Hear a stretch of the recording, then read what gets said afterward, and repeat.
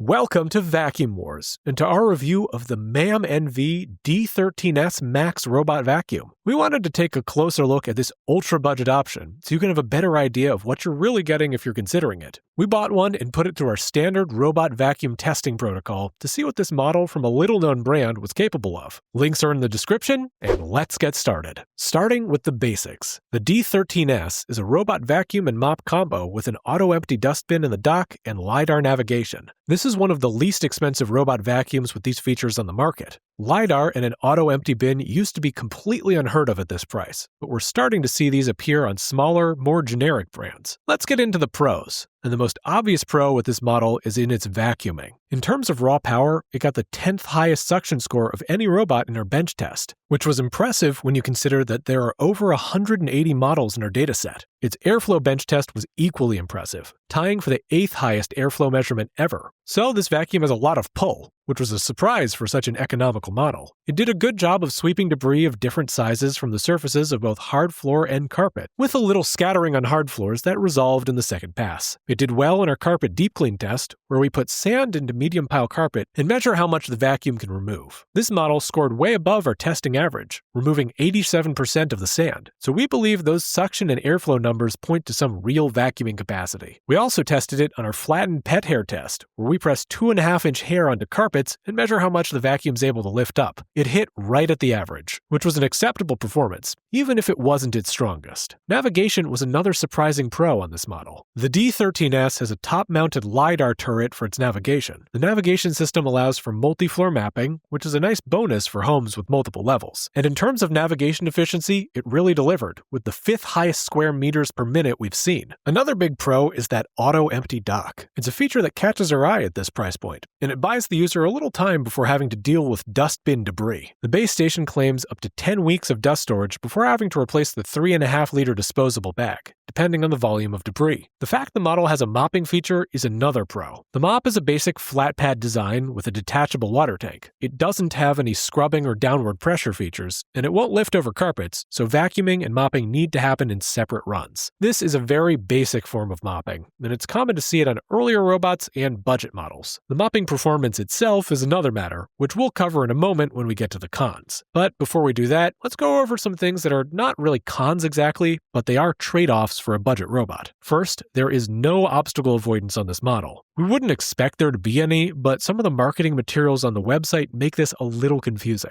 The marketing images seem to suggest the robot can sense and go around smaller objects on the floor. The LiDAR sensors used for navigation can detect large obstacles, like walls and high-profile furniture, but obstacle avoidance helps a robot sense smaller objects, like toys or cables. You'll need to do some tidying before you run it, as there will be no reliable detection for smaller floor clutter. Another trade-off is that the app is more lightweight than a brand-name robot. It is supported by Tuya, which is a platform that smaller brands will often use as an economical way to build an app without having to develop one from scratch. It supports no-go zones, scheduling, and map editing, and it can be integrated with third-party voice assistants like Alexa and Google. Moving on to the cons. The biggest con with this model was its mopping performance. It was incredible how bad it was. In our new coffee stain test, which is an average score of 94 points, the D13S scored in the single digits. This was the second worst stain score of all time after the Tycom L8000 Plus. The bad stain removal did not seem to be because of a poor water output, since it had a higher than average water penalty score, leaving behind more water than we like to see. The combined mopping score, when you take into account both the stain score and the water penalty, was the second worst overall mopping score of all time. You might want to think of it as essentially a vacuum-only robot, since any mess that needs more than a light wipe down will be more than the robot can handle. Another con was in our hair tangle test. This model doesn't advertise any tangle resistance, and for good reason. In our 7-inch hair tangle test, we found 50% of the hairs wrapped around the main brush, almost twice as much as the average in our dataset. Hair wrapping at this level can strain the motor and make the brush less effective at agitating the floor, so it's something users will want to keep an eye on. Finally, the dustbin is extremely small, more than 40% smaller than average. This can be an issue for homes with large amounts of pet hair or other bulky debris, and it can make the dustbin overfill before it gets back to the dock to empty. The DS13 didn't wind up as one of our favorite robots, or even as one of our top budget picks, but honestly, it had some really strong points. If you're looking for a robot that has good vacuuming and navigation, and you're not too worried about mopping, it can deliver this for a really low price. What's interesting about models like these is that some of the technologies that were cutting edge on name brand flagships a few years ago are showing up at the lowest end of the robot vacuum price range. Critical reviews suggest durability concerns, and many people noticed the mopping issues and the absence of obstacle avoidance, which might be a surprise to some users given the way the robot is advertised. To see our favorite robot vacuums, check out our top 20 robot vacuum list on our website. You can also see our top budget pick and compare features side by side on a robot vacuum comparison tool. We purchase all of the products we test, and our reviews are never sponsored. Don't forget to subscribe to Vacuum Wars before you go. Thanks for watching.